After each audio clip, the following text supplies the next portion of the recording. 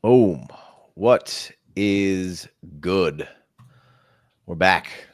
We got another live Dynasty Superflex Tight End Premium startup mock for your pleasure. Third round reversal. If you're new to the channel and the Monday mocks, I don't think we're going to do a mock next Monday, so we might have that one off, but we'll be back in action on Dynasty mocks, and we'll have plenty of redraft mocks and best balls. We got all sorts of good stuff for you. But today's mock presented by FFPC. If you're not familiar with FFPC, stop joining Twitter Dynasty Leagues. Just go over to FFPC. Their whole claim to fame is they've never had one fold. And if you want to go over there and play for some money and know that you don't have to draft like the most win nowest team ever in case this thing folds in 2 years, FFPC's got you covered, man. We've been playing over there forever. We love it. Go use promo code FFD. New users get 25 off using the code. So make sure you go check all that out. Appreciate everybody that's in here. Ed, what up? Coop, what up? Lewis, how you doing? Draft is kicked off. We're ready to roll. Chev, how you doing? You know me, brother. Any day on this dart's a good one. Chef coming in heavy. Yeah. Big Cub, what's up, man? Doing good. Mock draft Monday. Let's do it. I spilled water all in my lap. That was fantastic. Do it. We're off to a good start. Yeah, we are. All right. We got Josh Allen, Jaden Daniels, Lamar Jackson, Jamar Chase. Pretty standard start. We've had some little bit of news today, right? We had Jonnu fleeing the Miami Heat for some Pittsburgh air. He's out of there. There's a little bit more to the trade, but that's really all that matters for us personally. Jalen Ramsey, he comes up. Minka Fitzpatrick goes down. Some trade swaps going on, and Ramses does not dance at the party. It's a little Nacho Libre if you're not familiar. So Pittsburgh making some moves in the offseason, right? They've acquired DK. They shipped off George Pickens, brought in Ramsey, shipped off Minka. So interesting offseason. Now they got Jonnu, right? And so we're interested to see how that plays out. We'll see how that affects Jonnu's value tonight. I'm sure we'll get some conversation about how we feel about Jonnu, how we feel about Freiermuth, what the Steelers are doing. Obviously, Aaron Rodgers as well. So we had Jamar Chase at 104. We got Burrow at 105. Justin Jefferson 106. Malik Neighbors 107. Jalen Hurts 108. Brock Bowers 109. Bijan 110. CeeDee Lamb 111. Puka 112.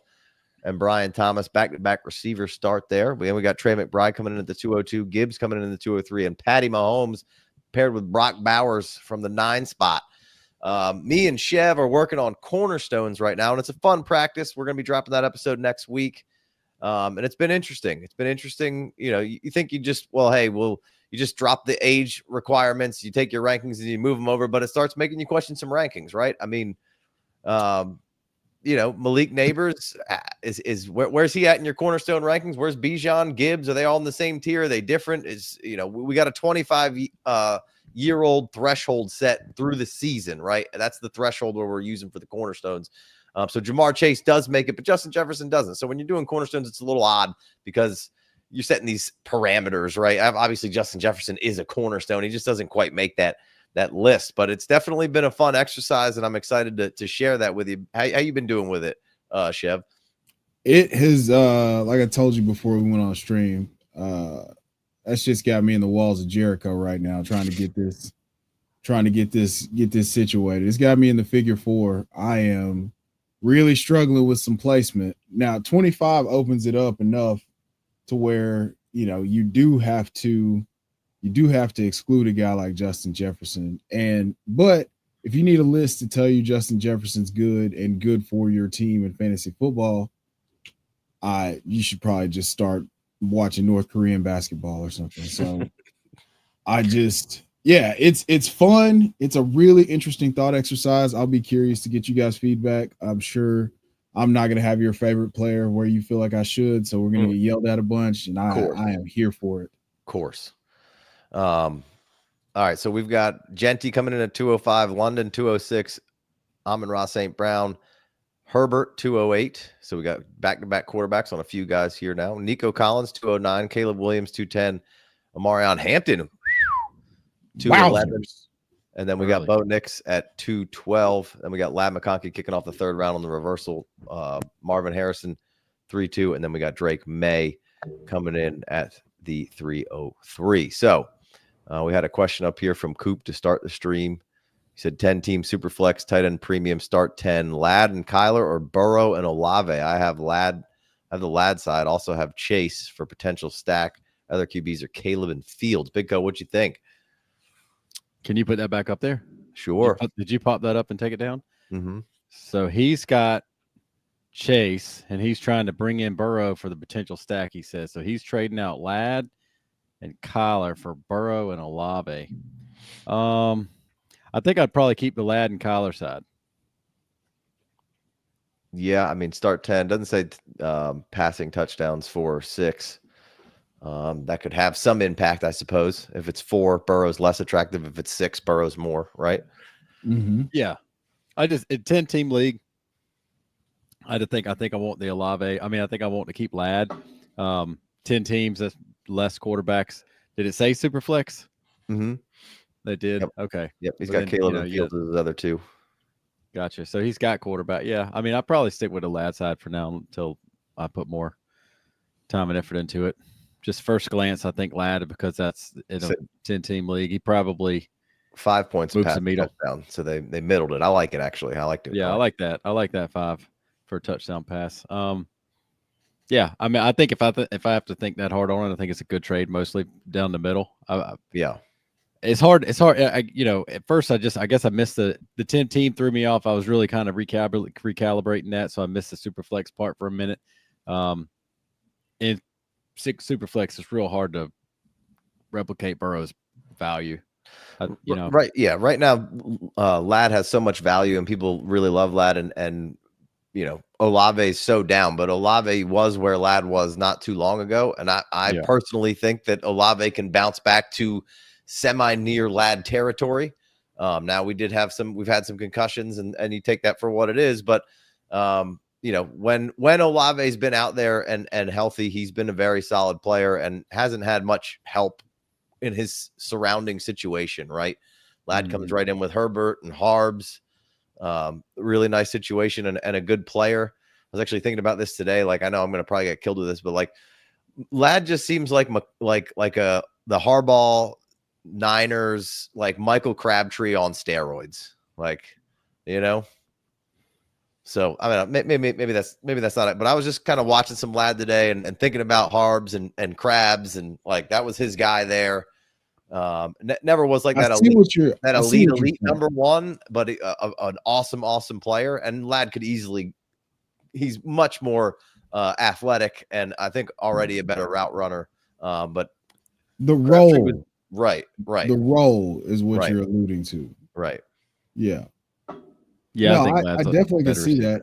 That's the trouble. That's the trouble that I've expressed with the role with Ladd, is if it doesn't go to 130 targets or 140 targets, you're kind of limited to that wide receiver 12 ceiling.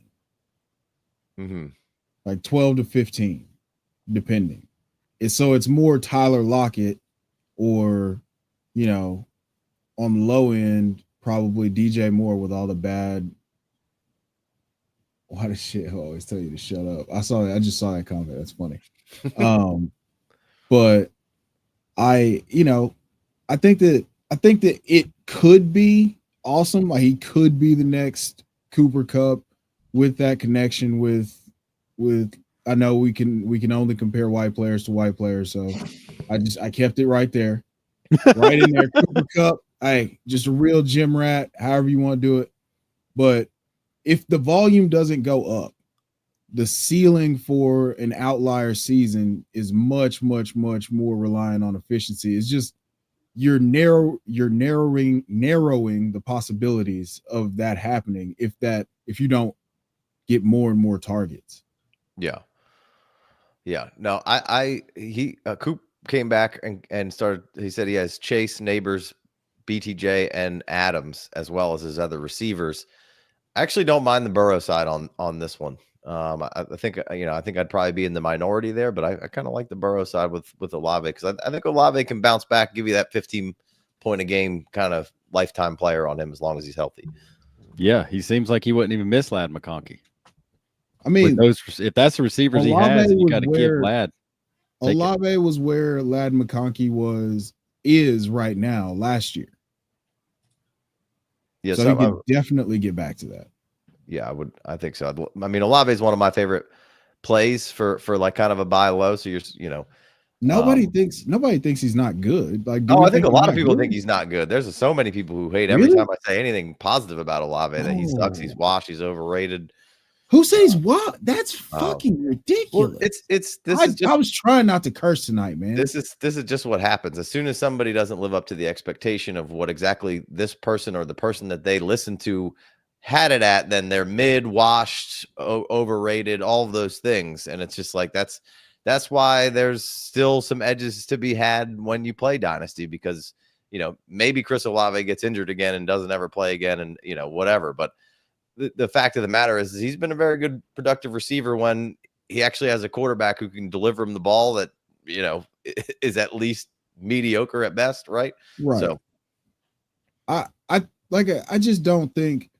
I think right now the perceived value gap between the two is massive, but in reality, as players, they're not that much different. No, I don't feel like they are. I feel like they can operate a little different, but Olave's got maybe some more deep strike prowess potentially, but anyway, let's hop back in here. We had Lad, and we stopped at Maye at the 303. We had CJ Stroud 304, JSN 305, Breece Hall 306, Saquon 307, Achane 308. Liking this RB value right here. Then Rashi at 309, AJ Brown 310, Bucky Irving 311, Garrett Wilson 312, Tet McMillan 41, Travion 42, Kittle 43, T Higgins 44, JT 45, Quinshawn Judkins coming in at the 406. Hot fire right there. Travis Hunter 407, Chase Brown 408, Jordan Love 409. That's a nice Love value. Laporta 410, Purdy 411, Kyler 412. I like this back end of the third. These guys got away with murder over here, just stacking up good players and then just grabbing some nice QBs there. Then JJ McCarthy, Jacobs 5-2, and Roma Dunze coming in at 503. What you think, Big Co? Yeah, I couldn't believe that Drake made it to 3-3. Still would sending me around the draft board trying to figure out what happened, and then 411 Purdy stacked on top like CeeDee Lamb, Trey McBride, Marvin Harrison. Then you get Purdy. That's solid. Like you that 111, 112 spot's calling my name. But the Brock Bowers at 1-9, Patty Mahomes, you called that out at the 2-4. Then you get CJ Stroud, and then if you felt like he just had too much value to pass on Love, or he was kind of stuck and didn't know what to do, he gets his third quarterback in a row and Jordan Love. I don't mind that at all. It's a little bit early for me, but if I got Jordan Love in the fourth round, late fourth, looking at me, and I already got two quarterbacks, I get it. I might do the same thing. Jeff, what you thinking? That's really good. That's really good value for Jordan Love. I'm opening up to the possibility that maybe Green Bay goes a little bit more towards what they were at the back half of 23. I'm open to the possibility, in which case Jordan Love is an insane value because he'll be a top 12 quarterback, points per game wise. That stands out to me. The value on Drake Maye here is really good. He's usually more along in that 2.7 to 2.11 range, right there with Caleb, where Caleb went like 2.10. So yeah, I love the value on Drake Maye. Where are you guys at on him this year? Do you think the rushing is sticky because his scramble rate was very high? And it was going to be a part of his game. It was part of his game in college. I think he rushed for like 800 plus yards. I mean, it was always part of his game. Okay. And I think last year you got to a certain point in the league where the scramble rates were high, but like you didn't want to do anything crazy with him because you didn't need to and your team was bad. But like you should be incorporating some movement with Drake Maye, and you should be getting in his like, hey, now we're to the point where, hey, go pick up that first down, go do this. Hey, when it's there, take it.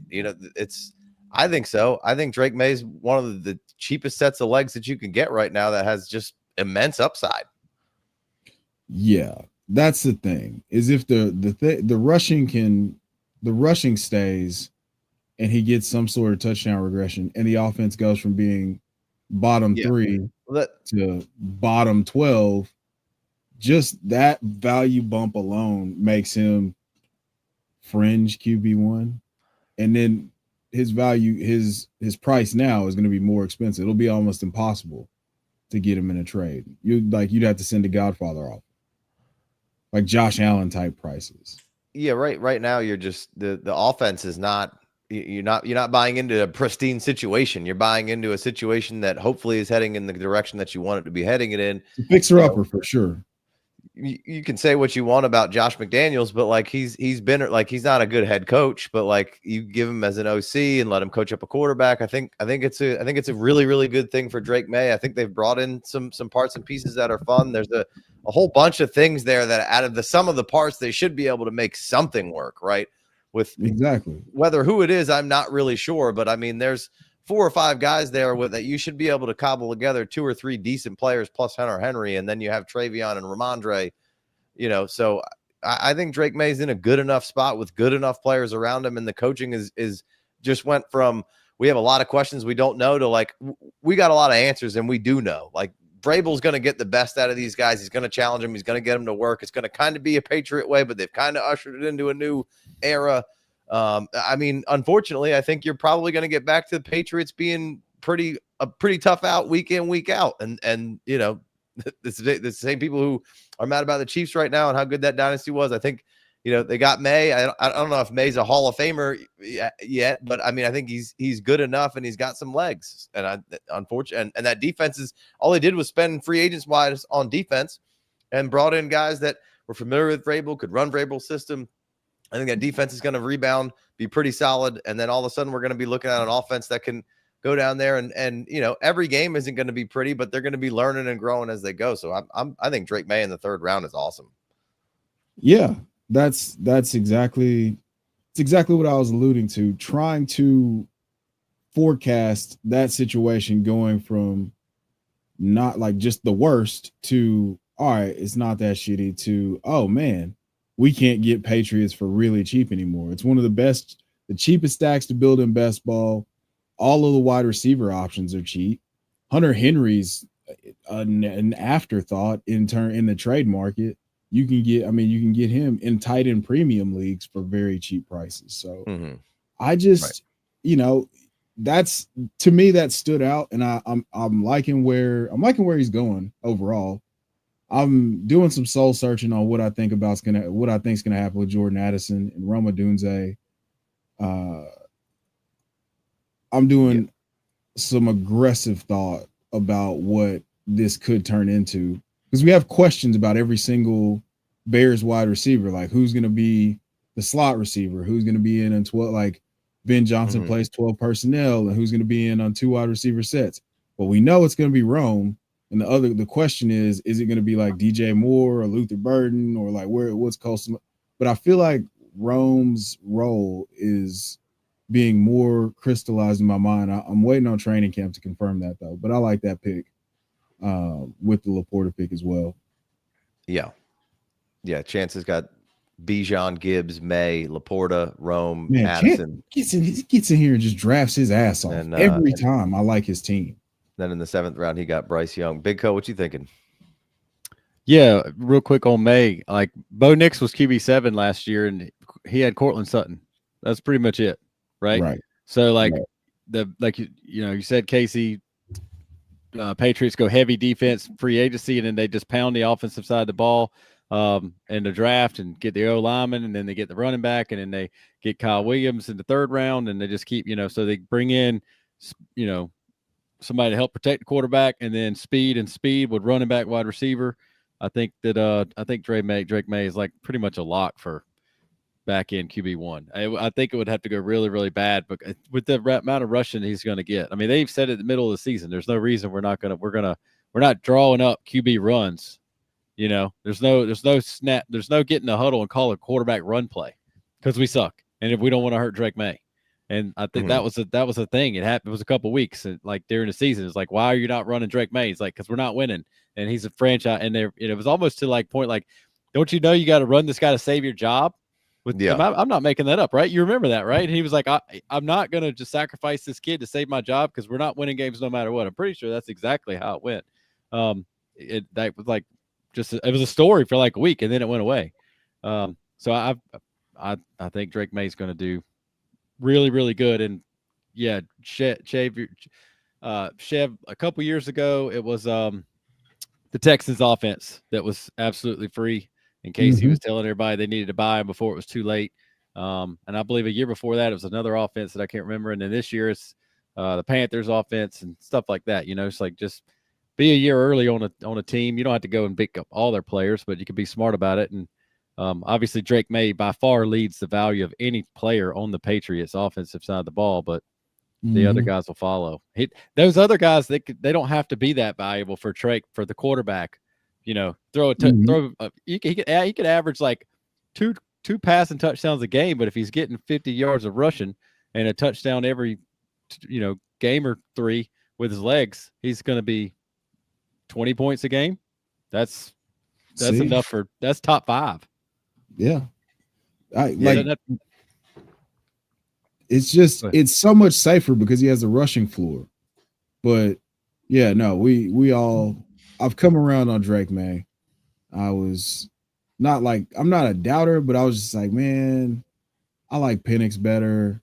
I think, and the situation, New England as an organization, sure, they had been great, but that was with Bill Belichick kind of ruling everything. I didn't know if they were going to have some kind of uncertainty. Them hiring Vrabel kind of solidifies the leadership perspective and how he's going to be groomed. So I would like to buy into that situation. You hit the Panthers too, Big Co. I do like that situation too. I like that situation a lot as a cheap offense to get into and be a year early on. So yeah, that's just, I feel like that's a really easy stack to build. Yeah. I don't typically concern myself with stacks in Dynasty. That's more of a best ball and I guess some redraft stuff. And people, it's good in Dynasty too. It's just not something that I really seek and like, oh yeah, that's going to be great. I'm just trying to get it. I agree, Casey. I let it happen. I'm not gonna force it. I want to lose value somewhere to make it happen. But when it happens, it can be oh so sweet. Yeah. All right, we jump back in here.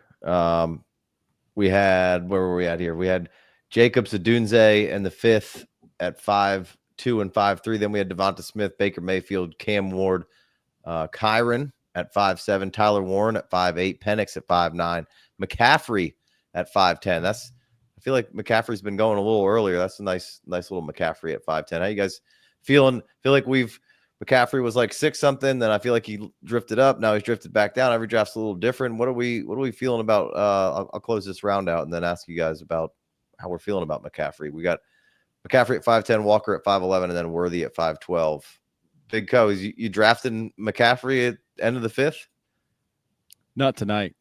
I got it not June 30th. Maybe August 30th. I need to see some more concrete Achilles tendonitis, lack thereof. I need to see a little bit more, and maybe he'll be in the 4th round of the startup at the end of August, and that's fine. I don't think in June 30th. This is a mock that means nothing for Dan to pop him off at 5'10". I don't think I can take Christian McCaffrey at 5'10" tonight, June 30th, in a startup. Jeff? Man, if he's healthy, sure, which he didn't miss any of the OTAs and stuff, the value there is insane. Right. And that's just, you just flip a coin as to whether or not you believe he's going to stay healthy and give you 15 healthy games. Right. That's what you're banking on. And do you feel like you can do it for more than, are we going to play this game again next year if he does play those 15 games, or will we just say, oh, cool, now he's in that Derrick Henry style category where he's just going to be good until he just stops playing football. So I'm okay with taking him right here. I just, again, you're assigning yourself to more of the win now build. And I feel like you've got to make some other choices, maybe around earlier on Isaac Garendo and killing some value somewhere else. But yeah, I'm okay with it. You just have to prepare accordingly. But that's his build anyway. Right. He's skewed a hair older, I suppose. We got RJ Harvey coming in at 6'1". We got Ibuka coming in at 6'2". DK 6'3". Jared Goff 6'4". Caleb Johnson coming in at 6'5". Oops, sorry about that. And then we have James Cook 6'6". Trevor Lawrence 6'7". Loveland 6'8". Flowers 6'9". Addison 6'10". So DK before Addison in a draft. There we go. Now we're getting there. Dak Prescott 6'11". Derrick Henry 6'12". Olave 7'1". So the same team who has Ladd. Go ahead and get Olave 4 rounds later. We got Jameson Williams, Bryce Young, Jalen Waddle 7'4". Pickens 7'5". Fields 7'6". Tua, first quarterback on the board for AC Groove. AC Groove. Sorry, my screen's really small because I'm sharing stuff and can't quite see everything. About to get that monitor next week. Yeah, we got Terry McLaurin 7'8". Chuba Hubbard 7'9". David Montgomery 7'10". Scatabo 7'11". Pearsall 7'12". Jaden Higgins 8'1". Then we got Sammy D 8'12".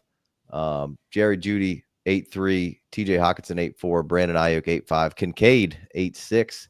Kamara 8'7". Cortland Sutton 8'8". DJ Moore 8'9". Golden 8'10". Joe Mixon 8'11". Luther Burden 8'12". Tucker Kraft 9'1". Jackson Dart as the third QB for the 112 or 111 team. And we got Downs, Swift, Geno at 9'5". Devontae Adams 9'6", and then Anthony Richardson coming in at 9'07". So some heavy hitters there. How do we feel about Jonnu leaving? Does that increase any Waddle production in your eyes there, Big Co? Because I don't want to go to Chef first because it's going to be negative.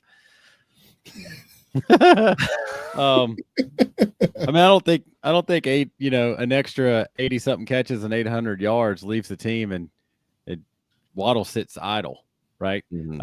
I think you'd be kind of crazy if you don't say, yeah, that's some extra, especially especially the way the Dolphins played it the back half of the season when Tua came back. It was a quick release valve and to Jonnu, just quick and often just throw it to Jonnu. And it was just getting the ball out of his hands as fast as possible. Jalen Waddle's not going to come in here and play that close to the line of scrimmage all the time and play that close to the tackles. But he's done it before, and I feel like it's a really good opportunity for a lot of the pass catchers in Miami, going forward. Just be kind of obviously that I don't know if it's just Jonnu just went and got $15 million for a year. So that's got to be up there with like top 5 tight end pay. Steelers are just saying, hey, we'll take you and we'll give you some money because it's 1 year. It's only 1 year deal. Doesn't matter if it doesn't work out for us because we don't owe anything after that. But be interesting to see what they backfill the Dolphins. The reports say they talked about Pitts. I've immediately in the group chat today, I was like, they should go get Michael Mayer from the Raiders, right? So if they just fill in another player that's very capable of catching the ball, then maybe everybody doesn't get the significant bump. But I think that there's definitely a sell window for Waddle if you want to interpret it that way. I think Waddle's good anyway, and I think I'm happy at the teams that I have him on. And, if there was a startup today, I might look at him a little harder than I would have yesterday. I don't see why not. Yeah, 7th round Waddle I like. What do you think, Chev?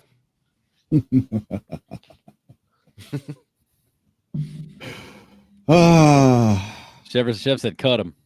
Today's the day that we're gonna get some positive Chev propaganda on Jalen Waddle. Oh, okay. All right. So we got you know, you got Jonnu out of the way. Jonnu was, you know, once they gave him the full-time role, he was commanding targets and first read target share amongst the most amongst tight ends. So getting that out of the way does open up a pathway for Jalen Waddle to get back some of that volume. Now, he did the dip in targets and those short area targets. That was how he got used his rookie year before Tyreek Hill was there. And then that went away and it's never really come back. You've got Devon Achane, you've got Tyreek Hill. It's never really come back. There's an opportunity here for that to happen again. And if that's going to happen, that boosts his value as a catch and run, like just giving him something in the way of volume, like low ADOT volume to kind of boost that PPR floor. Yeah. I think that should be something that they're looking at for sure. I mean, they've got to figure out ways to get some explosives back and get back some of that productivity that they were at. You know, I'm very intrigued where the Dolphins go this year. This move's kind of weird and questioning of like, hey, you found something in Jonnu. Maybe you didn't want to pay him. Maybe you just thought, hey, we can get something for him. Hey, we moved Ramsey. Now we got Fitzpatrick. You know, I'm not really sure why you're doing the things that you're doing. And now you maybe have to go acquire another tight end. That's probably not going to be as good as what you need as Jonnu. So like, I don't really exactly know what you're doing per se outside of schematically. Maybe we're trying to switch some things up a little bit. Cause you know, clearly last year it was, we got an umbrella over this offense. We're not going to let Tyreek and Waddle beat us. We're going to let Achane and Jonnu just kind of eat underneath. You know, maybe you're saying, hey, we can eliminate, we can move off from Jonnu. We can bring somebody like Malik Washington, who is very good in the short yak. Hey, we can, that kind of like you were talking about Waddle. We can get him in the short and intermediate, get the ball in his hands and let him do his thing. He was hurt a little bit last year. We saw him come back at the end of the season, have some good run, have some good play on special teams. The thing is in 11 personnel, Miami Dolphins are 30th in the league, right? You know, they run 38% of their plays in 11 personnel, right? The league average is like 60-some%. To give you an idea of where you're at, Atlanta's at 85%, Rams at 81%, Seattle was at 76, but that's not going to be the way it is. Carolina at 72, and New York Giants at 72. Atlanta and LA obviously are the same people who, you know, run that offense. It's the same tree. Same thing the way that down here, Miami's at 38%. Well, look where Miami's head coach comes from San Francisco. They're at 47% in 11, right? They just don't run a lot of three-man as far as the rest of the league, right? So they run a lot of 21. San Francisco and Miami, number one in 21. San Francisco 34%, Miami at 29%, right? So that would lead you to say that, hey, Jonnu might be a big part, or a tight end might be a big part of what we could possibly do here. We're keeping two wide receivers on the field more often than not. Tight end has a role. In 12, they're not so near the top there. But then once you get back into 22, then they're at 7%, or 6%, and the league average is 2.18%, right? So that's still a reasonable amount over that, so we're backfilling in some ways. So regardless, they do things in different sorts of in different sorts of formations with different sorts of personnel on the field. And I would have thought that Jonnu would have been a part of that. So does that signal to either one of you guys that maybe they're switching some things up, or what do you think? Because I think they say one of the guys on the field that has tight end by his name needs to do more blocking in whatever they're about to do, because obviously Jonnu's like, hey, I don't need to be blocking. Look at me. I'm a 90 catch for 900 yards and 9 touchdown kind of guy. Mm-hmm. I'm a $15 million a year kind of guy. Look at what I just did. And he's always been that way. When he gets targets, he looks good. That's why he's on a lot of my teams 2 years ago. Just after it failed in New England and he got a big contract, and obviously he and Bill Belichick didn't get along, because Bill Belichick goes, well, you can take that guaranteed money and just sit on the sidelines because you're not even playing. Right. And after that, I was like, well, I know that every time he catches the ball, he looks good. He just doesn't get any targets. So I had him on a bunch of my benches. And this past season, that was amazing payoff. Well, I don't think there's any way he gets that many easy targets in Pittsburgh this year. I don't think it hurts to have Aaron Rodgers as your quarterback, but just the way the run out for Miami and protecting Tua, I think they were like, hey, that's the way we ended the season. That's the way the back half of our season played out. And this guy got a lot of production, and we're not going to pay him for that next year because we don't intend to operate like that next year. And he wants $15 million, and he ain't getting it from us because we're not going to give him the passes. And we don't want him over here on the sidelines being upset, not catching. Maybe they know that if Jonnu doesn't get targets, he's upset because he's like, hey, look at me. And he really has. Like I said this, 3 months ago? If you go watch the highlight tape for Jonnu Smith last year, not even just highlights, just like every catch tape, it takes 7-something minutes to watch it because he's got a ton of catches, and there is a bunch more than just a straight up, a little quick screen or a little getting the ball. Like, yes, that's how Miami used him to protect Tua, but he was more than that, and he wanted to get paid in that way. And like you said, so to me, the signal is they want their tight end to do a little bit more blocking. And when he doesn't get the catch, when he doesn't get a target, to not be disruptive in the huddle or on the sidelines on game day.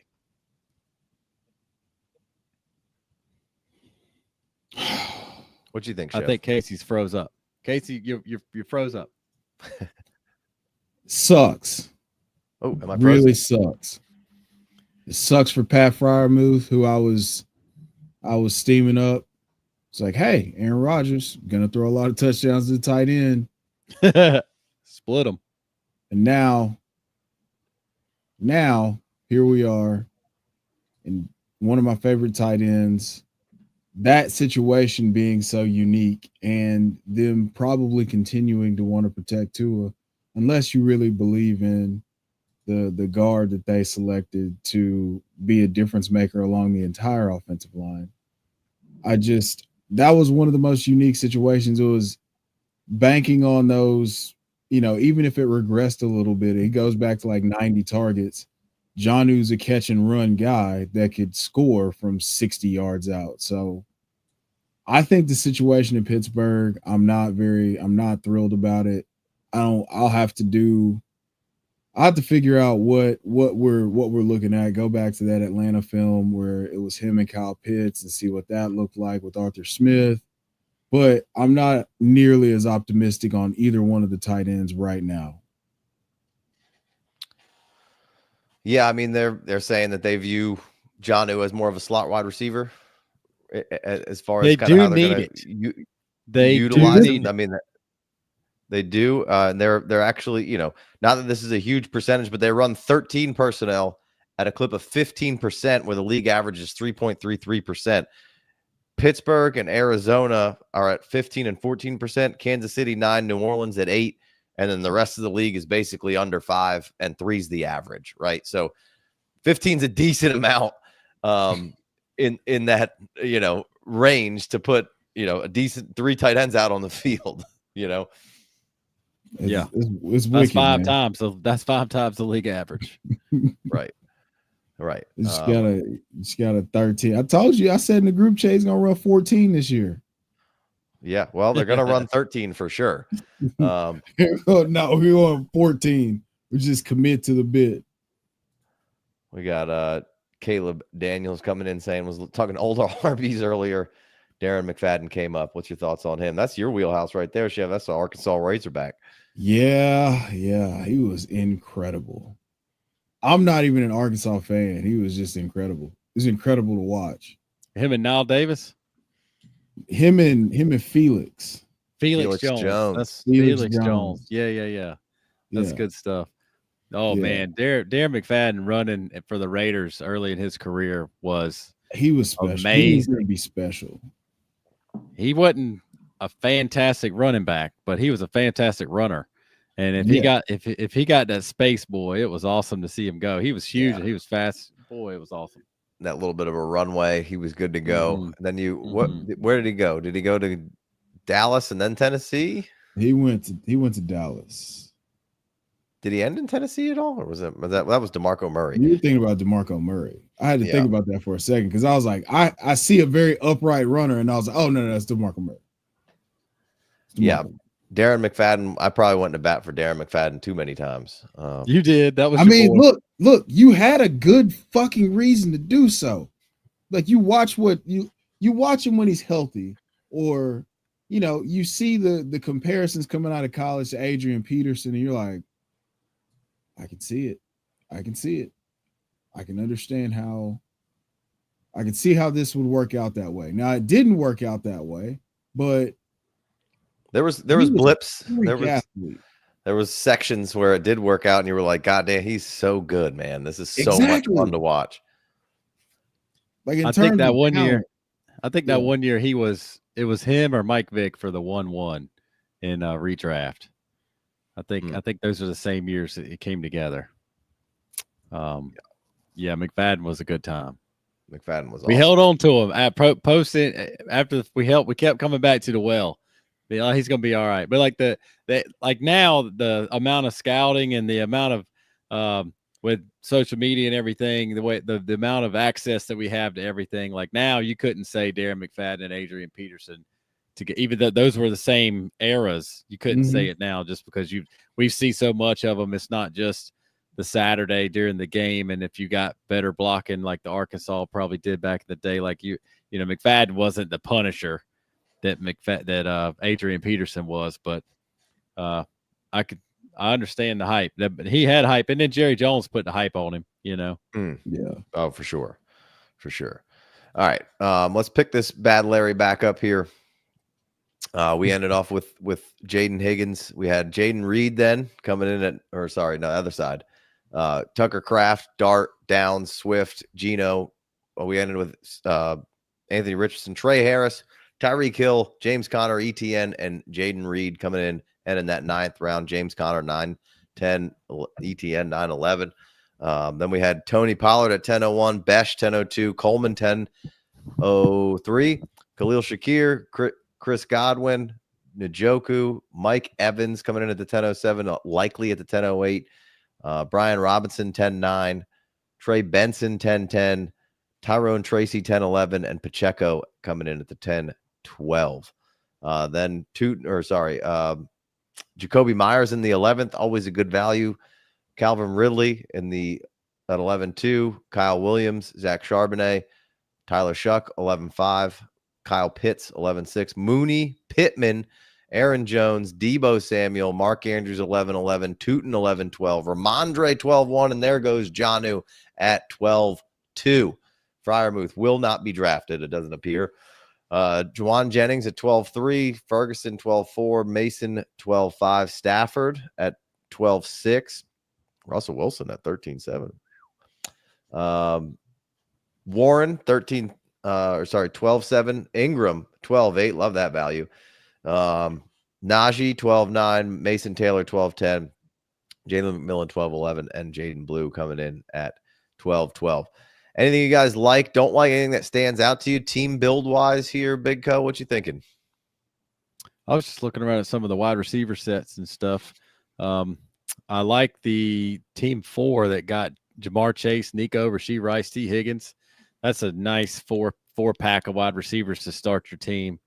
And then he grabbed Penix and Jared Goff, 2 safe quarterbacks that you could say you don't know Penix is a starter right now, but I believe he is. And then you got, and then he comes in with Chuba. And if Chuba's your first running back, you probably have a really good, you got good trenches figured out already. Except, if Chuba at 7-9 just really anchors the 0 running back start for a dynasty team. And then Hawkinson, home run cut on Tyreek Hill. Look at the board and see if I'm in or out on Tyreek Hill right there in the 9th round. But it's 9th round. If he plays 2 more years, he's probably going to return plenty of value there. Shakir, Aaron Jones, all the way down. I like the Ferguson tight end running back. And then Terrence Ferguson being the 3rd one there that I said, the rookie tight end for LA. I like the colors. Didn't have any real problems with any of those picks all the way down. Aaron Jones might not be my guy, but he tore it up last year. And for an old running back in the 11th round, you almost made it to the 12th round. I don't mind it. It's just, to me, I'm looking at, I get a chance. Like, I don't know if I'd take, giving up on the Juwan Jennings for the Aaron Jones is a coin flip that I don't know if I'm willing to flip. I think, I'd rather have maybe Jennings over Aaron Jones, stuff like that. But he was only a second running back, Right. But the way the team's constructed. Yeah, even if I would rather just live in all my other picks and take Aaron Jones could be ridiculously good for 2 more years and be just fine. I mean, he was awesome last year. So, but you got all the people out there that says he never stays healthy, and he did last year, and yada yada yada, and all those touches. It can only go one way this year. I don't buy into that, but he is older, and there is a time and place to take older running backs. And to me, this is not in June in a startup. Again, this is a mock. You build your team, do whatever you got to do, but I'd rather just keep stacking up better values and figure it out later. Do you have anything standing out to you build wise that you really like here to while this draft's wrapping up? We started over here with Chance. I like to start with Adunze and Addison, and then the young quarterbacks, Bryce Young. I'm fully bought in on Bama Bryce. I want to make sure that that's clear. Matthew Golden, I'm iffy on. I don't love that right there, especially, we've got Luther going, okay, all right. I probably would have taken Downs first. And then, but anywho, I like that bit. I like Chance every single chance, whatever his name is. Yeah. I almost like his team every single time, but this build to me, Bijan, Gibbs, and then Drake May. I like the start, and then I like what he did in the middle rounds. Obviously, securing Trey Benson, Kyle Williams. Not a fan of Mason Taylor, but that's great value there. Could be the number 2 option for the Jets right out of the gate, and the reports from OTAs were pretty positive. So yeah, that's. I like the direction that's headed because it's got a clear direction, and you've got a young core. Productive struggle your way into something real nice. Yeah. I like Timmy TX's team. I like Hoodie's team. Hoodie's he went Burrow, Herbert to start off with. Then he took Achane, Taylor, Warren, Caleb Johnson. Then he got in here and got busy with the wide receivers. He took Terry McLaurin. Then he got Brandon Ayuk, which you might have to wait a minute, but it's probably a really solid pick there in the 8th round. Then he took Trey Harris, so got a younger guy to go with a few middle-aged and older guys. Then he took Godwin, and then Pittman. Pittman, I think, is just a great value right now. Then Mason, who, I think just adds an element that this Vikings offense did not have at all over the last few years. Is just when Mason's out there, his hair's on fire, man, and he smashes it in there, and I think he's just going to give them some attitude in there to be added in to a good complement of Aaron Jones, and you got a rookie quarterback. I think Mason's going to have a nice little role for you. Then he took a flyer on Jalen Wright, who could have a big role this year. We'll see. Then ended with Jalen Royals, Pat Bryant, and Theo Johnson. As far as getting some younger players, he's got a good mix of kind of everything. He can compete with that team. He's got a lot of options. He can move in a lot of different places, but he has some youth to deal. So I think that's a pretty nice down the middle build. And then Timmy over here, he grabbed Josh Allen and Bo Nix, and then he went Garrett Wilson, Tet, Xavier Worthy. Then he takes RJ Harvey as his first running back, which I think the floor is really safe and the ceiling's awesome. Then he took Pearsall, Higgins, and Reed. I think that's a lot of fun. Then he comes in and grabs Pollard as his second running back, Tootin as a nice little, hey, this could be awesome. Then Ramondre, who we've talked about it a million times, thinks he's going to have a nice role to start the season. We'll see where it goes. Kelsey, super late as his first his first tight end. If he's doing well, great. If he's not, maybe you can get something for Kelsey. Then you got Tillman. Then he goes Fannin on the replacement tight end, hopefully in the future, not too distant future. And then Woody Marks to end.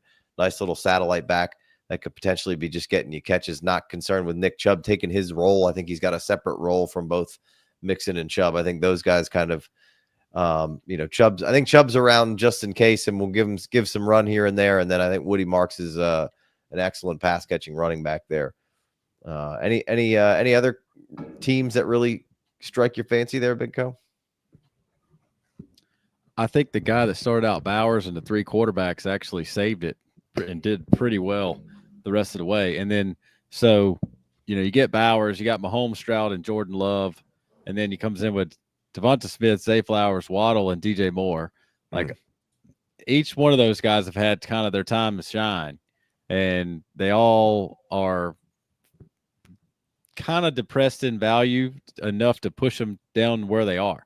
So, as a whole, the wide receiver group doesn't look like it doesn't jump off the page. But when you realize he's got two quarterbacks and one to trade, and Brock Bowers, and then he comes back with a DeAndre Swift who could be top 10 running back potentially this year, money. or he could be top 10, or he could be in a doghouse. It's to be determined, but in the 9th round, that's a solid swing. And then I really like the value of Robinson in the 10th, and then Charbonnet, and then Najee Harris in the 12th. Just eight rushing touchdowns, like that's bettable.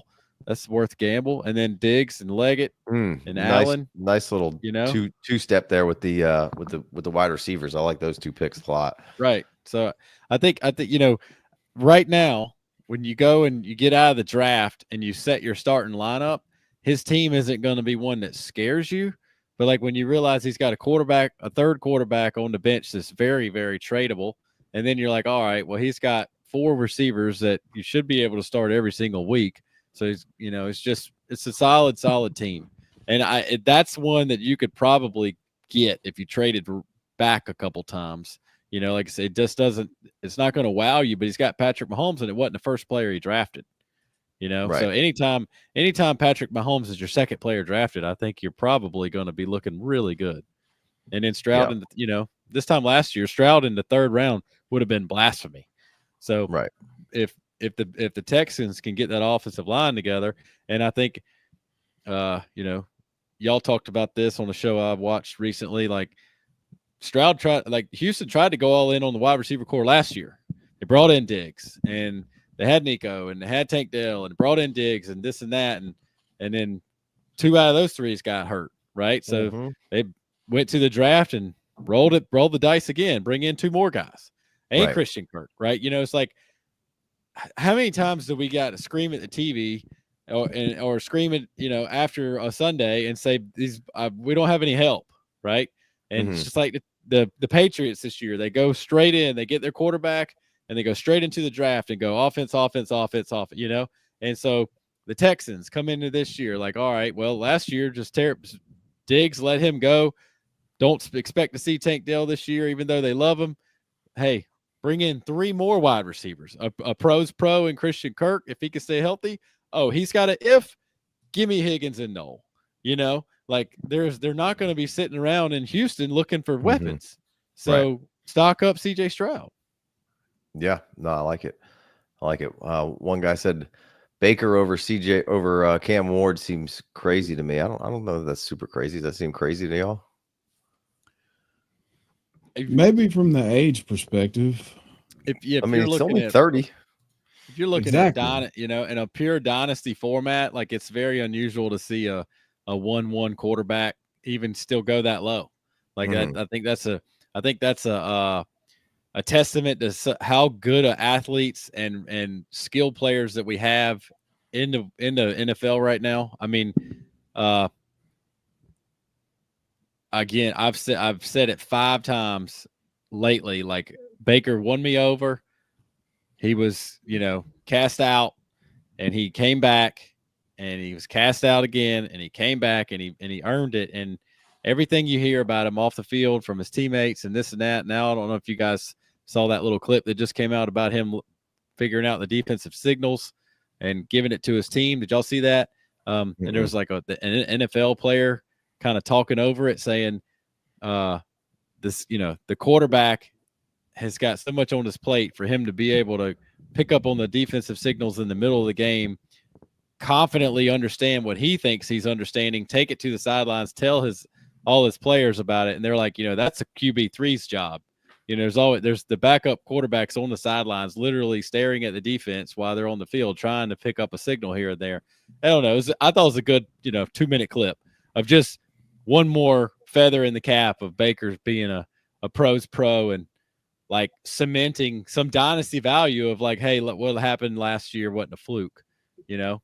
Right. Again, I don't think he leads the league in touchdown passes, but I think that that's a safe value for your dynasty team. It's interesting to still see him. He gets picked ahead of a Cam Ward, Penix, etc. He's going over Trevor Lawrence. It's the state of affairs we're in right now. Mm-hmm. Yeah. Should Renfro be rostered? Absolutely. Yeah, Why he's not? only 28. Why not? Isn't He took. I mean, he looks like he's 35, but he's looked that way since he was at Clemson. he? So He's looked that way. He's looked like that since he was 19. yeah, no, Yeah. absolutely. He's free. I mean, he came back. He had some. What was he, like some crazy gastrointestinal osteochloritis or whatever, whatever that is. You know. I Oh, couldn't put those syllables together anyway. I don't know what it was, but it sounded Something you hear a commercial for. The old Something you folks say he got them bad guts. Yeah, something you hear a commercial for that has its own song, you know? Yeah, it sounded like some side effects of some good drugs that you don't want. Yeah.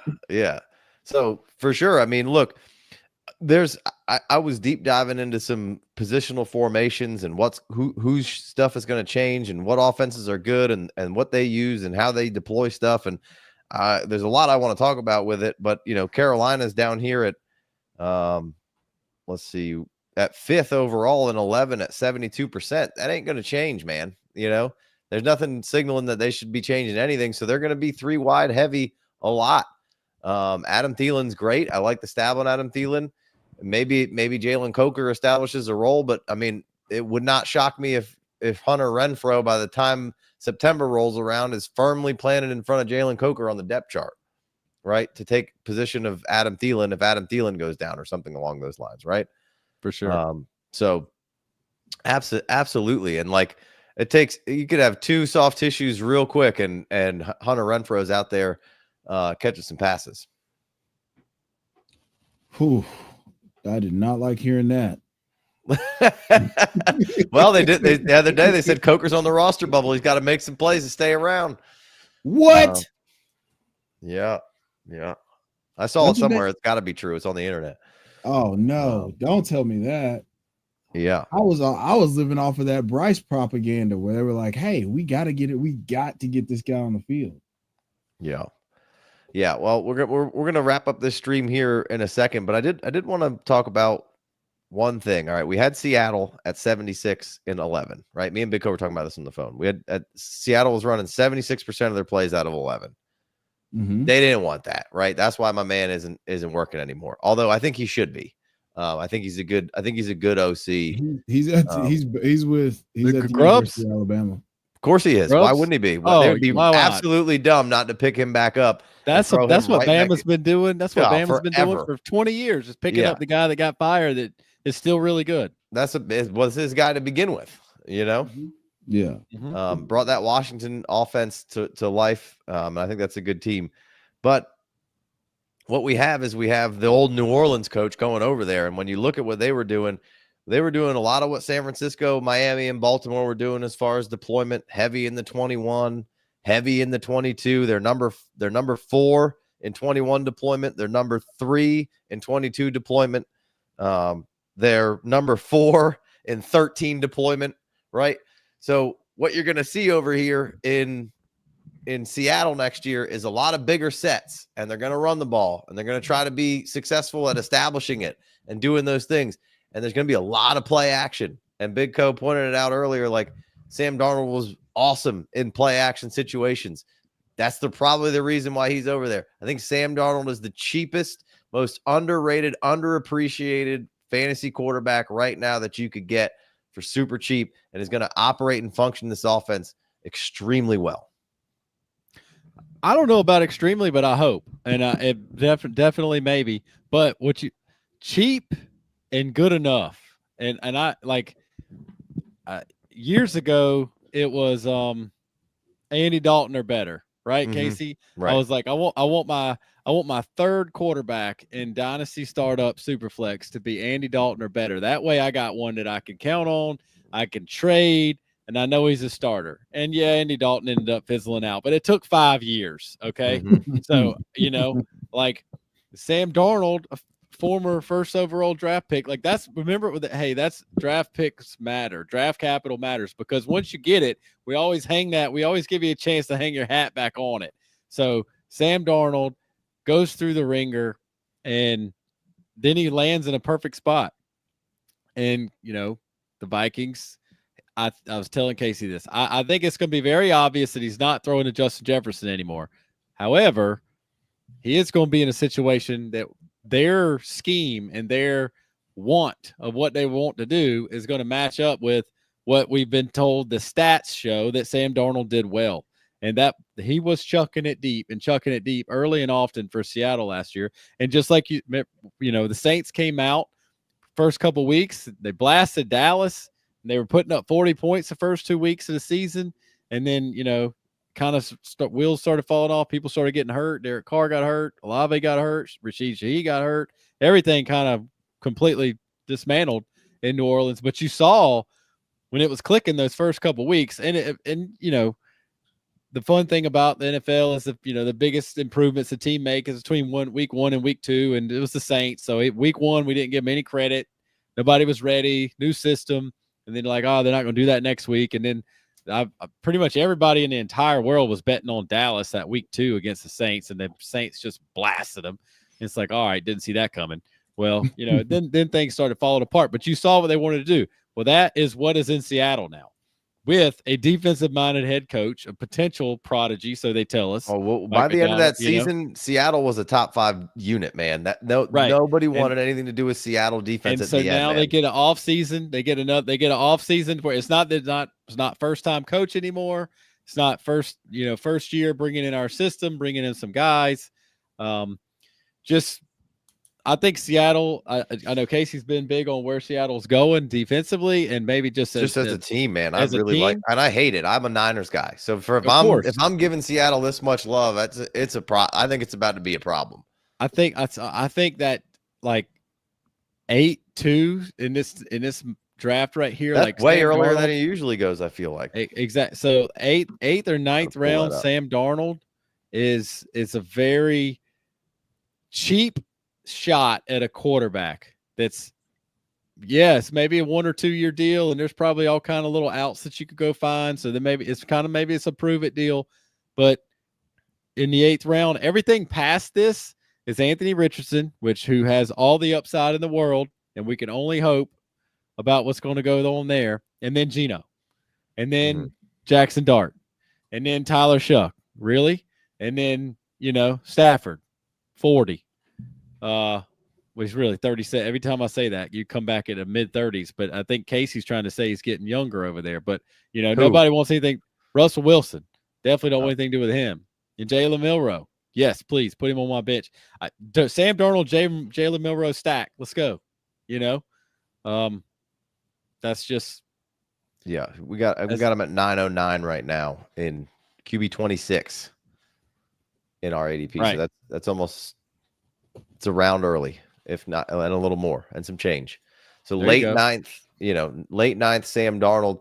To execute the offense well and to play and to score a whole bunch of points is crazy.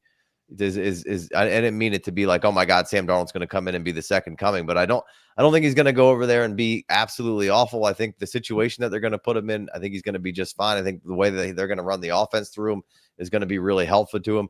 The odd thing is bringing in Cooper Kupp with kind of knowing how you guys are going to operate here and saying JSN and Cooper Kupp are seemingly going to be your 2 guys that are out there, which are kind of guys who operate a little similarly, and almost really neither one of them, JSN obviously, last year really had a breakout, but again, they played a ton of 11.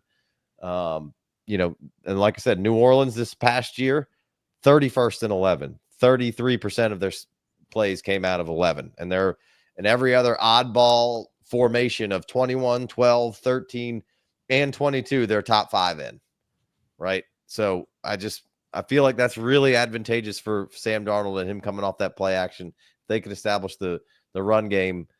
JSN and Cooper Kupp are very good players. Can they function in not necessarily maybe the best place that they function in? And I could be proved wrong. I'm sure you could find some stats where JSN functioned fine outside at times, and Cooper Kupp has functioned fine outside at times. I think Torrey Horton Jr. is a nice outside player. We could do stuff with Arroyo. I just really like where they're going. I feel like Sam Darnold right now, everyone hates him and just thinks that he's just, he's going to go back. And because the last game you saw was against the Rams and they were giving him trouble. And bro, the Rams have an awesome defensive front. If it wasn't snowing out, we might not even see Philly in the Super Bowl. It might have been the Rams. The Rams were giving them all sorts of trouble. And then it was snowing in Philadelphia. I think we've overcorrected a little bit on Sam Darnold. Yeah, let me throw one thing out let me get a nugget before we get on another tangent. Cooper Kupp to Seattle. It doesn't look right on paper. It doesn't look right to us as fantasy players. But week 9 last year, Cooper Kupp and the Rams go into Seattle, and Cooper Kupp gives them 11 for 100. So maybe they're like, yeah, and I give teams a hard time all the time about not just signing somebody else to try to win. Hey, you only get 16 games. You only get 17 games now. The NFL season is the most important regular season in all of sports. That's why we love it so much. Like, every game really, really counts. Maybe they were like, hey, this is the best receiver available for the cheapest amount of money that we can grab. And maybe he's not a perfect scheme fit, but last year they saw him come in there and run around and they couldn't guard him. He's also a pros pro, man. He's also, just like they're trying to build a different culture over there.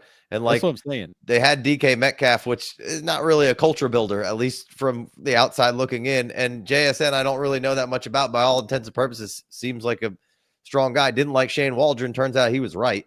But now you bring in Cooper Kupp. I don't think JSN needs to be shown how to work, but like Cooper Kupp's going to come in there and show everybody how it's been done and how he does it. There's a very small chance that works out negatively as an impact on your young, impressionable, hopeful superstar wide receiver. I agree. You bring a guy like Cooper Kupp in, he's from that area anyway. Mm-hmm. You bring him in to finish his career and then to offer what he could do to teach, JSN a thing or two about being a pro's pro. Yeah, he's probably not getting 100 catches. You're right. I didn't even put that together about him being from the Washington, or at least going to college there. That's a really good point. Shout out Eastern Washington, that red field. Let me come home. He's from Seattle. Let me go home to ride off into maybe he catches 50 balls, but I'm probably pretty far out on him in Dynasty startups. I mean, in 13th round, everybody's pretty far out on him. But real football for the Seattle Seahawks, for the Seahawks, like I think it's a fantastic pickup. 13th and he might round, have a team. I don't mind him, and I actually kind of like him in the best ball situation. He goes late enough where it's like, I mean, he's going to have games where he scores. I would much rather have him on a best ball team than if some people play Dynasty best ball. Like, he's a perfect best ball fit because you don't have to have him in. Like, he's 32. Like, he ain't about to come out there and tear it up. There's a real chance though. He has 6 games over 15 points. Right. I could. Sure. That's fine. They're going to pay him. They're going to pay him for all his teaching. They're gonna throw him some balls, and I don't think he's not gonna come out there and average 6 catches a week.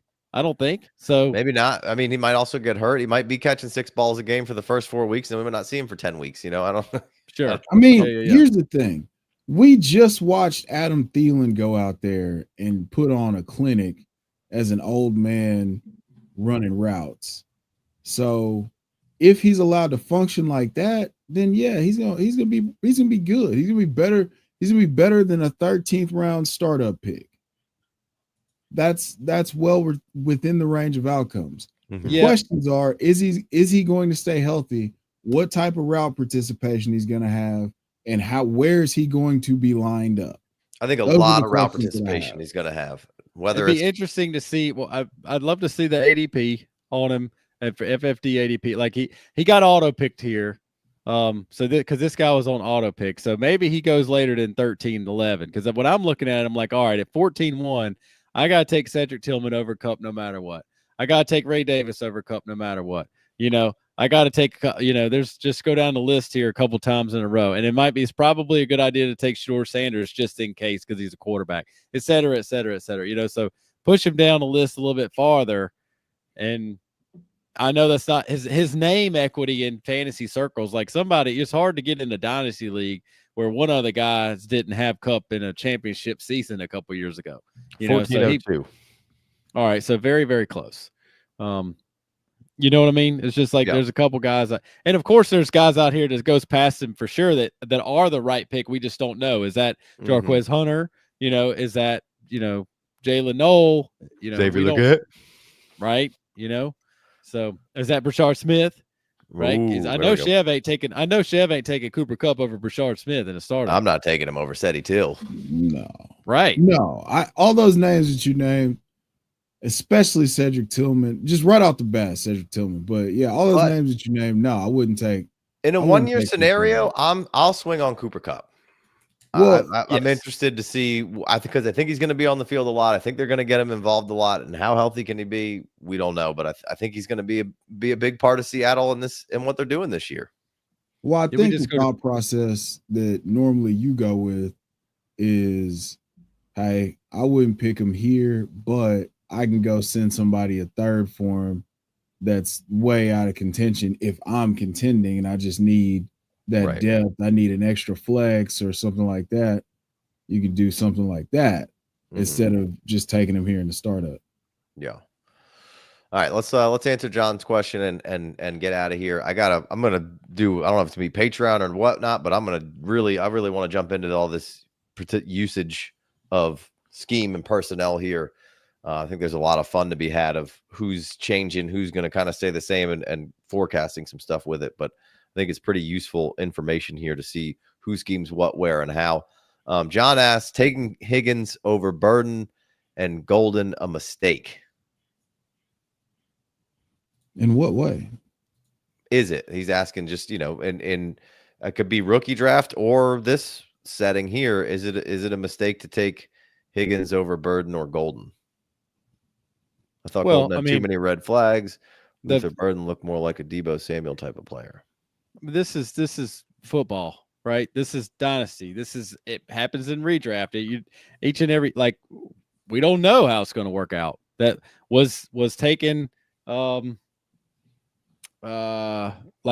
took Pickens over Olave in a rookie draft a couple years ago because I really liked Pickens, and I completely regretted that for the first 2 years when Olave went to the moon. And then 2 years later, now they're going into their fourth year and Pickens is higher than Olave. But I had to live with that for 2 years when Olave was crushing. Now I have Olave on other teams, so it didn't matter where I took Olave in another rookie draft for one of my teams, and I loved that part. But I talk about this all the time. When you make a pick, that's the pick you make. And so what happens after that, if you have multiple draft picks, great. But once you put a guy's name down on your spot, the opportunity cost is what you could have done if you didn't make that pick and you trade it back. You don't know when. Decide. It's a big decision. If you've taken Jaden Higgins, if you've taken Matthew Golden, you've taken Luther Burden, we can't know that right now. If you have some really, really good inside information about what's happening in Chicago, of course it doesn't help you right now because Luther Burden's on the shelf. But if you're going to these camps or your brother's an equipment manager and you're like, dude, Luther Burden is getting peppered. Unless you have somebody who can really put you in there right now.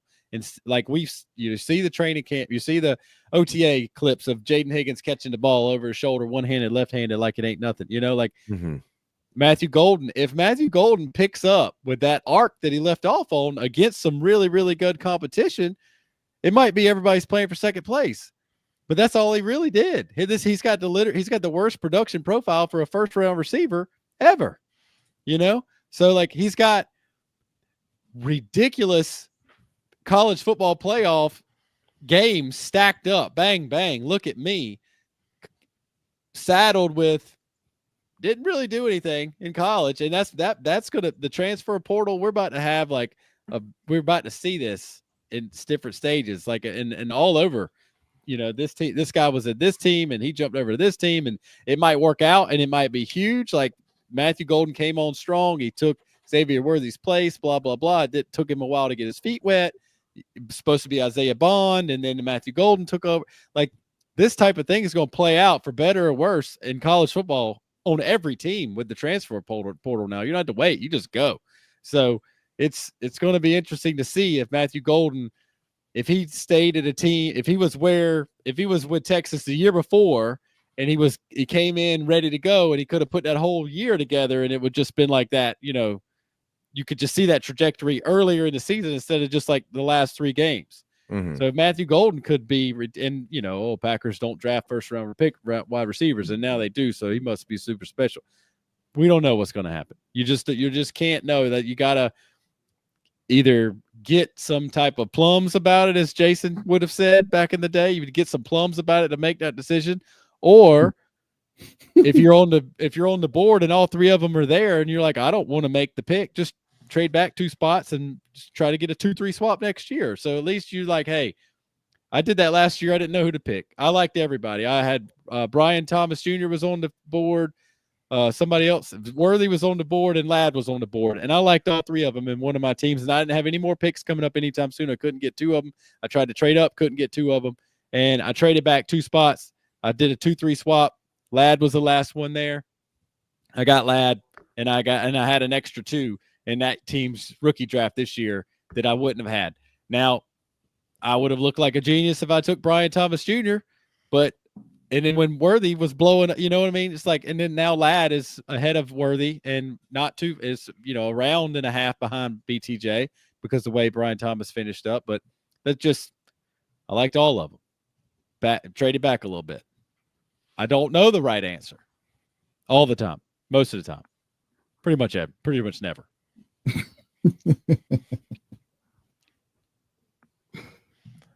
What do you think, Chef?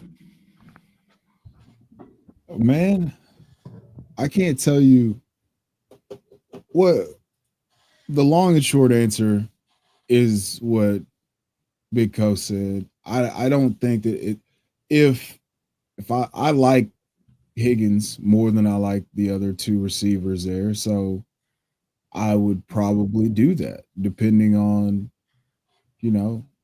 what my pick situation was. I wouldn't be upset if I had 2 seconds. If I had a 2-pick gap, I had the 2-4 and the 2-7, I would take the one that I wanted first and then try to figure out a way to finagle to get back and get the other one. But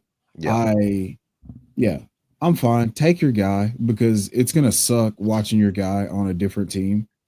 Yeah. If you had a definitive lean, take your guy.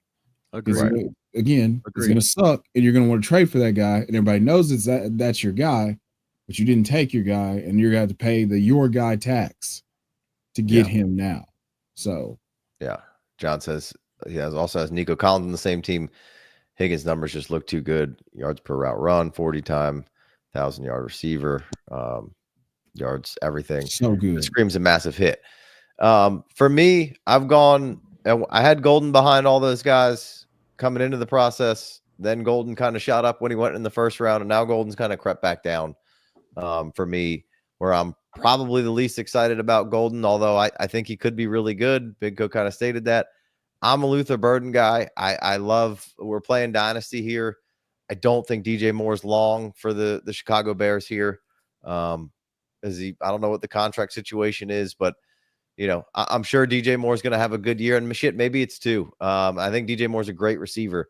I just think, Luther Burden coming in here, as long as he doesn't have a soft tissue injury that lingers for the next year and a half, is really, really going to be a big part of what they do in their offense. So I personally like Luther Burden over them, but I like the way Luther Burden and those kind of type of players play. That's my favorite style of player.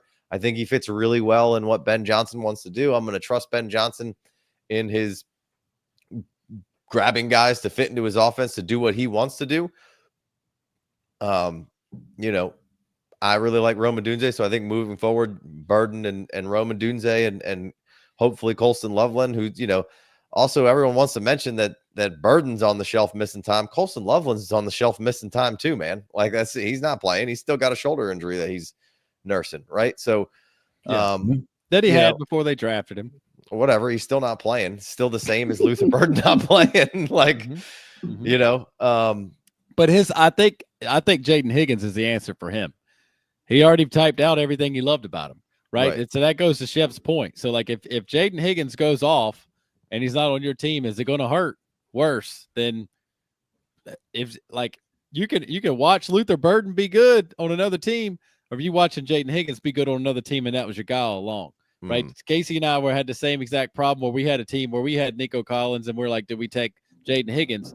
And it was like, yeah, it was take Jaden. If Nico gets hurt, there's Jaden Higgins, and Jaden Higgins has Nico for protection against the defense. Like, everybody's going to be chasing Nico, so Jaden Higgins should do work, right? So, we ended up trading a pick back because we needed more action than just one player because we didn't have any picks coming up. So we needed some action. So we ended up trading off the pick. But I think just your complete question was exactly what Casey and I we're discussing a couple weeks ago in a rookie draft on a team we had. So, I mean, if I was you, based on what you just typed out to us, I would take Higgins. Yeah. I would say dynasty-wise, I like Burden, then Higgins, then Golden. I think in the 1 year situation, I think I like Higgins the most this year right now. As far as I've found myself in best balls and redraft, definitely leaning more towards taking Higgins this year. Just seems like everything can trend in the right direction of having a nice rookie season here. And Golden could be the guy too. And Burden's might be a little crowded year one to really carve out a giant role. But dynasty wise, it'd be Burden, Higgins, Golden. So, John, I appreciate it, man. Thank you for listening. Thank you for supporting the team here. Anytime you guys come out and support us, we really appreciate it. We've been doing a bunch of Monday mocks, so you guys keep coming out time after time is pretty awesome. And I think we're going to take next Monday off from the streams. We're going to be back to a little bit more content that's pre-recorded, but we're going to be still doing as much live as we possibly can. We're going to be hitting a redraft channel. I've got some logos that I've looked at now, and we're trying to finalize those for the redraft channel. So as soon as that's done and we have those in our possession, there will be a redraft channel to be doing all that stuff. So make sure you keep it locked and loaded, and when that happens, hopefully we can get you guys to go over there. We'll have some separate things to talk about. We'll be doing a ton of best balls. We'll be doing a ton of rookie mocks. We're going to be having all sorts of pre-recorded content over there as well. And the Dynasty channel will keep doing what the Dynasty channel does. As soon as there's news and notes to come back, that will definitely be a live show that me and Chev definitely continue doing.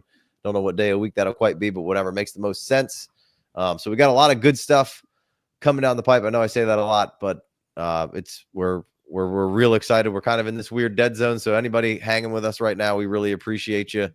And as many reps and as many, like, man, we've been doing this for the last year, and it just your takes, your opinions, everything evolves and changes kind of over time, as it should. Some things stay pretty locked and loaded, but there's already been so much evolution from the first one of these that we did to this one here of who we like, where, when, how, right? And it's going to continue to do that. So that's why we keep pushing and doing these things and having these conversations. Because if you don't have these conversations, then, you're not going to change. You're not going to get a different view on an outlook of something of what, might be. You could be so sure that X is going to happen, and then somebody throws it that way and has a good point. Like just saying, well, this guy's better because this guy's just better. And, that's not going to do anything. But when you have a conversation about who likes what, where, how, when, values, I think it's always very helpful to everyone involved. So you guys got anything else before we rock out of here? No, man. No. All right. Well, if you haven't jumped on the fast drafts yet, they've thrown out a new best ball style league where it's 15 rounds. If you haven't done that yet, go check that out. It's a lot of fun.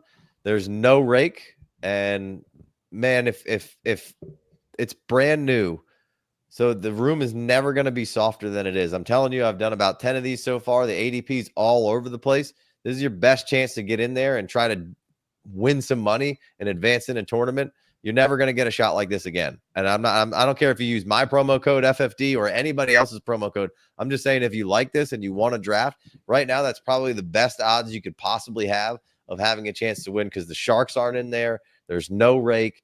And it's, as the days go on and on and on, and it gets bigger and bigger and bigger, it's going to get harder and harder to get crazy value at the ADPs, because people just haven't figured it out yet. And it's a little different setup than underdog, right? It's not 3 wide receivers and it's full point PPR. So if you haven't, make sure you go check that out. If you enjoy drafting that kind of stuff and you want to set it and forget it, it's a really, really good, fun option right now. Check out Fast Draft, the app, and try the rabbit out. Promo code FFD.